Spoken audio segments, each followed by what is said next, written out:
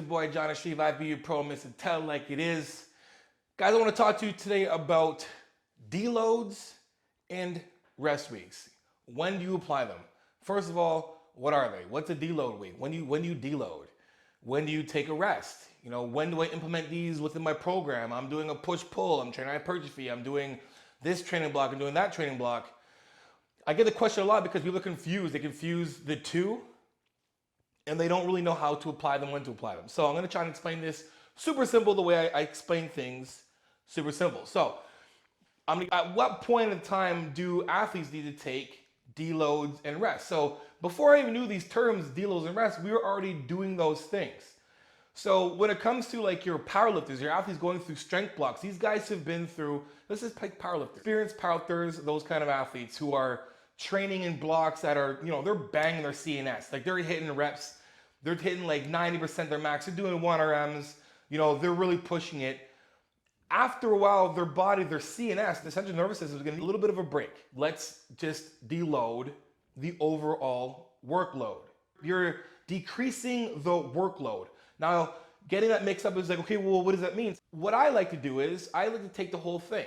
I take a deload week. Well, my deload will be like, I'm gonna go to maybe like 60% of my strength, of my overall peak strength, I would say. So say I'm doing like 100-pound shoulder press, I'm now doing like 60, I might even do 50. I'm getting a weight that's in that range where I can focus just solely on contracting muscle.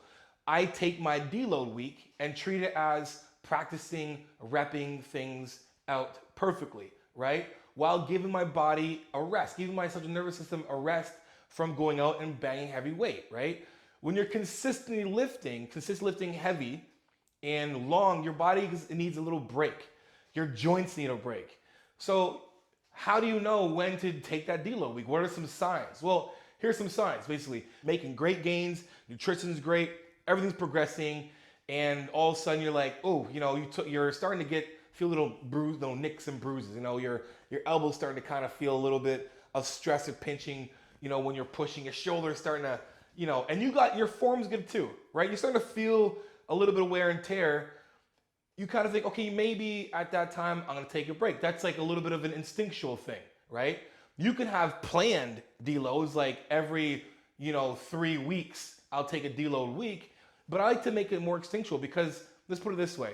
If I'm in a strength block, whatever, and in whatever program I'm in, if it's same thing with push-pull legs, whatever, I'm getting stronger every single week. And I have a planned, deload on the 4th week, but I'm still making steady progress and I feel good, I'm gonna continue to go. I'm gonna keep pushing until I get to the point where, now I'm starting to feel it, right? I get out of bed and I'm a little more sore. I'm not recovered as fast as I normally am, right? Like I said, your joints are feeling a little more sore. So at that point, when you've reached, I guess, that point of, where you feel your body needs a break, you just back off, decrease the workload, cut it right off, 60% of your actual weight load, and then your actual reps too. So if you're doing a high rep, say you're maybe only doing 10 reps max. You have a 10 rep max, 60% weight load, and you're doing, say, 2 to 3 second negative. That is your rest, your deload week. You're just decreasing the load. You're giving your body a chance to recover while still continuing progress. A good way of doing this for some beginners is you're gonna need to, when you're learning new form, the more you're in the gym, the better it is. If you're a beginner and you're just now, like when it comes to progress, your body's never really gonna progress to the best that it can until you are in alignment and understanding and conscious of how you are moving with good form. Your body's not gonna really give you exactly what it can give you. So when it comes to those beginners who are starting to train, you want to be in the gym as often as possible so you can get those repetitions and really going through the techniques, because you want to put that in your head. That needs to become a habit fast. So if you're taking breaks every bit, you're taking away from an opportunity for you to be in the gym and working on your form and everything else. And two, you're taking away from your muscle endurance as well too. So deload weeks are really good to do because let's put it this way: if you're a beginner, or you're advanced and you're doing a push-pull legs, that means that every 3 days your chest will get a break, your back will get a break, and then your legs will get a break. 3 days in between. You can basically do that over and over again, and then until you get to a point where you're into a place where let's do a deload week, instead of actually resting. Now, when do you rest? All right, guys, let's go. Let's move it, guys. Offense, I left 29 pitch. Jefferson, are you injured or are you hurt? What's that mean?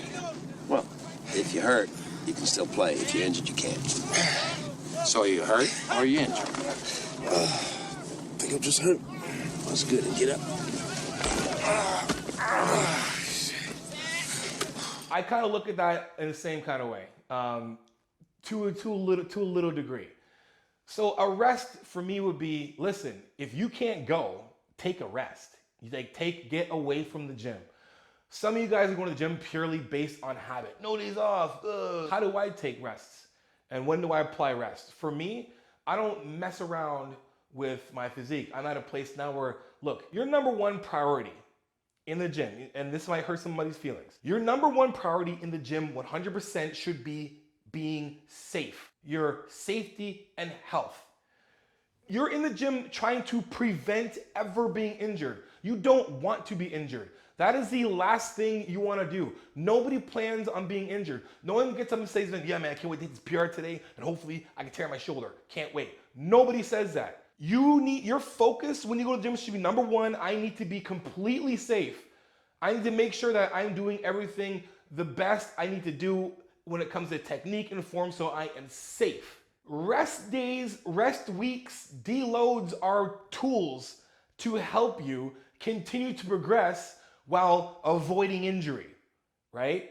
So when you're a little bit of a nicked elbow or shoulder or lower back or knee or hip or hip flexor or rotator or trap or whatever becomes more than just a little bit of an annoyance and becomes something that I can't move my neck.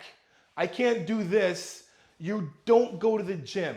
I can't pull my shoulder up like this without, and I can't put my shirt on. You don't go to the gym. You go to get out of bed and you're, my back hurts. Oh man, right? And it's 12 o'clock and it still hurts the same way. You don't go to the gym. You rest. How long do you rest for? You rest until it feels good. I do not put a time on rest. For those who are experienced, I do not put time on rest. For those of you who are bodybuilders, powerlifters, right? Professionals, we don't have insurance. There's no, IFBB Players Association or Players Union that protects me if I get injured in the gym. So a injured me is a useless me to anybody. So for those of you guys who are thinking, how long should I take a rest for? You take a rest until you're healed, period. You're not going to lose muscle. For those of you guys who are using, you're not going to lose any muscle taking a week off. For those of you guys who aren't losing and eating food and the right amount of foods and everything else, are not going to lose muscle taking a week off. That's not going to happen. I was with my athlete yesterday. He's like, oh man, my QL, it acted up again. I'm like, cool, do this. And he went to bend over, he's like, I'm like, guess what? You're not doing anything. He's like, we're doing chest today. I'm like, I know, you're not doing anything.